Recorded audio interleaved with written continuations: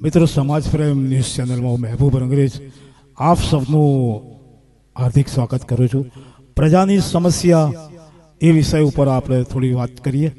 દોસ્તો, Ahmedabad municipal corporation અચાનક લોકો રાત્રે સૂતા હોય અને સવારની પોરમાં પોલીસના કાફલા સાથે દબાણ લઈ આડેધડ કટિંગ કરી સમજ્યા વિચાર્યા વગર બુલડેઝર ફેરવી નાખે છે। તો એમને ખબર નથી કે બુલડેઝર જમીન ઉપર ફેરવે છે, મકાન ઉપર ફેરવે છે, લેકિન લોકોની, ગરીબ લોકોની, મધ્યમ વર્ગના લોકોની જિંદગી બરબાદ કરતા આવ્યા છે। એવો ઘણા કિસ્સા બનતા રહે છે। તાજેતરમાં જ 4 તોળા કબ્રસ્તાન ગોમતીપુર ખાતે પણ આવી જ તોડફોડ કરીને લોકોને બેરોજગાર, બેઘર અને એ લોકોની શું પરિસ્થિતિ થાય છે એ લોકો જરા બી સમજતા નથી અને જાણતા બી નથી।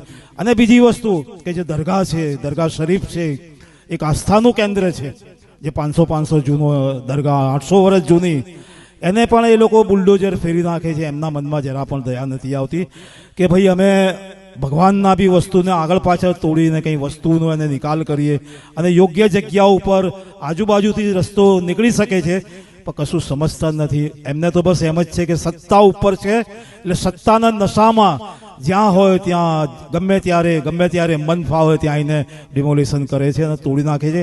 આ બહુ જ એક ભયંકર અને ગંભીર બાબત છે। મોદી સાહેબ વિકાસની વાત કરે છે, તો આ કેવો વિકાસ? લોકોને તોડી ફોડીને ઘર ભેગા કરી દેવામાં નાખી અને 50 વર્ષ સુધી માણસ ઊભો ના થાય એવી પરિસ્થિતિમાં લોકોને મૂકી દે છે। એટલે હું ભારત સરકાર, ગુજરાત સરકારને નમ્ર વિનંતી કરું છું કે સમજીને વિચારીને પ્લાન કરી તોડફોડ કરે। રસ્તો બનાવવો છે, બ્રિજ બનાવવો છે, પણ અગાઉથી લોકોને જાણ કરો, એને રસ્તો કરો। એવો જ એક કિસ્સો ફાયર બ્રિગેડ બિલ્ડિંગ જે બની ગઈ, તૈયાર થઈ ગઈ, ત્યાં પણ 17 દુકાનો હતી। એક દુકાનમાં એક માણસ, 5 માણસનું કુટુંબ, એટલે 20 માણસનું કુટુંબ રોડ ઉપર આવી ગયું છે।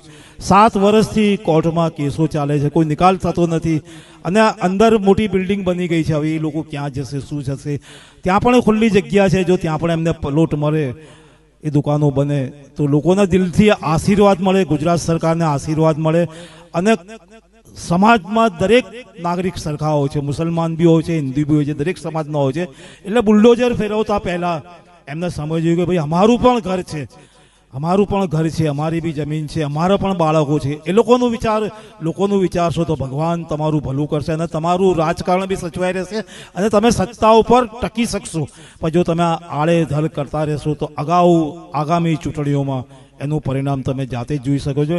એટલે નમ્ર વિનંતી અને અપીલ પણ છે કે કંઈ પણ કરતા પહેલા 100 વખત વિચાર કરીને આવું કરશો, એ માટે આપને વિનંતી કરી છે ગુજરાત સરકારને અને અમદાવાદ, ખાસ કરીને અમદાવાદ મ્યુનિસિપલ કોર્પોરેશનને। Thank you very much.